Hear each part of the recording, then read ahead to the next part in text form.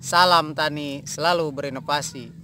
Untuk saudaraku sekalian, saya menemukan kasus ini di sawah. Di sawah plot 2 dan plot 1 sebelah sini.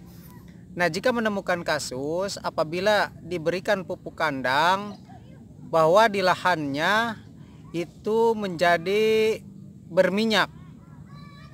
Dalam areal yang diberikan pupuk kandang itu menjadi berminyak, tapi warnanya semu ungu ya, seperti ini.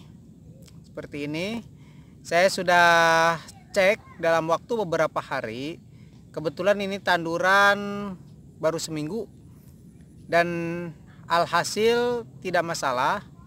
Dan saya prediksi, saya amati ini reaksi dari bakteri dan larutan yang diurai oleh bakteri termasuk unsur hara, dan itu tidak masalah. Salah satu tanaman yang ditanam pada pupuk kandang itu ternyata tidak mati. Nah, itu pentingnya pupuk kandang harus diproses terlebih dahulu supaya bisa matang. Dalam artian matang itu suhunya sudah stabil, ya, warnanya sudah stabil, dan beberapa bakteri yang ada di dalamnya itu bakteri yang menguntungkan. Jadi bukan bakteri yang merugikan. Nah, di sini saya aplikasikan pupuk kandang, kebetulan dari sapi bahannya. Jika saudaraku sekalian ada yang dari pupuk kandang domba atau kelinci atau ayam, itu tidak masalah. Masing-masing mempunyai keunggulan. Itu termasuk pupuk kandang sapi yang saya berikan pastinya ada keunggulan tersendiri, dan itu saya modif lagi, modif dan hasilnya juga memuaskan. Ya, apalagi penambahan bakteri yang sangat luar biasa. Jadi saya juga dilihat dari satu kali pemberian ternyata perombakan tanahnya sudah signifikan gitu. Jadi banyak sekali perubahan dibanding yang tidak menggunakan atau di musim yang lalu. Itu dah, ini perubahannya. Jika diberikan dalam waktu yang terus menerus itu akan lebih bagus. Ya, karena nanti perombakan tanah akan kontinu dan penambahan bakteri akan terus bertambah semakin banyak.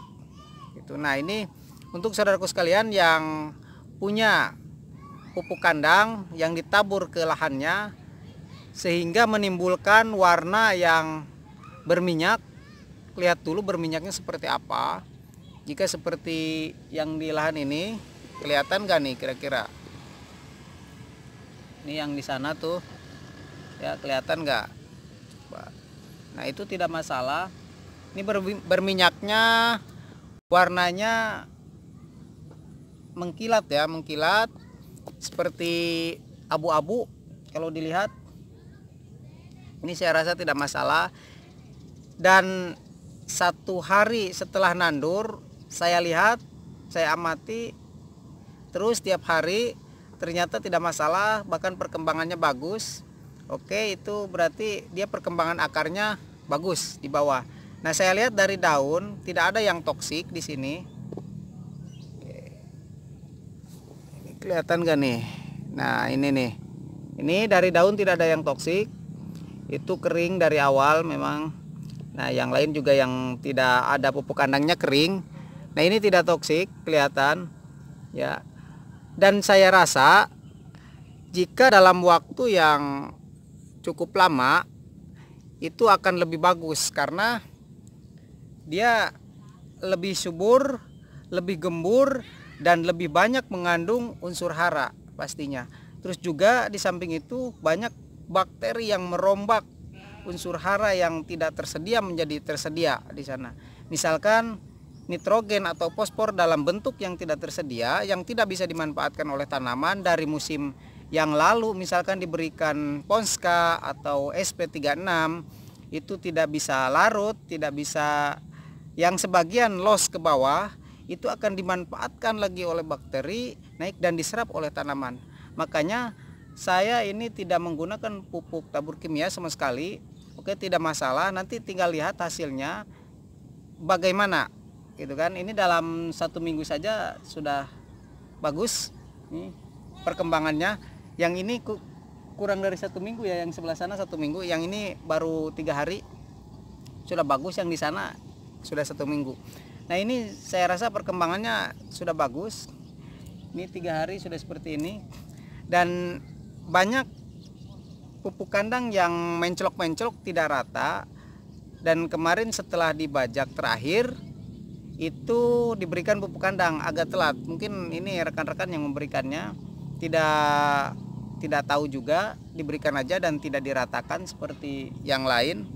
Nah tapi ini sebagai bahan pertimbangan buat saya, sebagai bahan uji coba buat saya, dan saya amati ini, saya rasa tidak ada yang kebetulan. Ini sesuatu yang harus diamati dan harus dipelajari, dan mungkin ini bisa menghasilkan sebuah ilmu yang nanti saya akan bagikan lagi. Bagaimana saya jelaskan teorinya, saya jelaskan ini perkembangannya bagaimana, itu supaya bisa bermanfaat untuk orang banyak gitu. Nah ini satu petak ini arealnya banyak yang mencolok-mencolok dan tidak rata, yang lain sudah rata dan diberikannya pada waktu pengolahan pertama, dan ini diberikan pada waktu yang lain sudah rata gitu.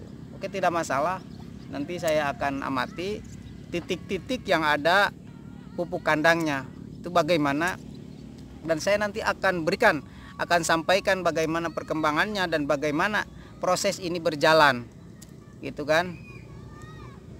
Ini saya rasa ini sudah cukup, mantap sekali. Dan jangan ragu jika saudaraku sekalian punya pupuk kandang, baik mau difermentasi atau tidak, misalkan sibuk, tidak punya waktu atau tidak ada waktu untuk fermentasi, aplikasikan saja. Yang penting dalam kondisi belum ada tanaman, ketika tidak difermentasi, aplikasikan saja. Nanti juga di sana akan tumbuh bakteri yang baru, karena itu sebagai pemicu atau bahan untuk memancing mikroba yang ada. Itu nanti juga akan tumbuh, dan di situ juga akan membawa dalam pupuk kandang itu sebagian bakteri. Ya makanya jangan ragu ketika mau diaplikasikan pupuk kandang, silahkan.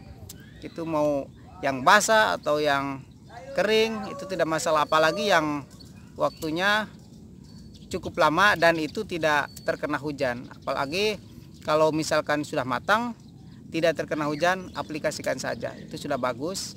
Tapi kalau terkena hujan, itu sisa ampasnya tidak masalah, yang penting struktur tanahnya yang bagus. Itu cuman untuk unsur haranya pastinya berkurang. Itu. Nah, untuk sementara itu, terima kasih, semoga bermanfaat.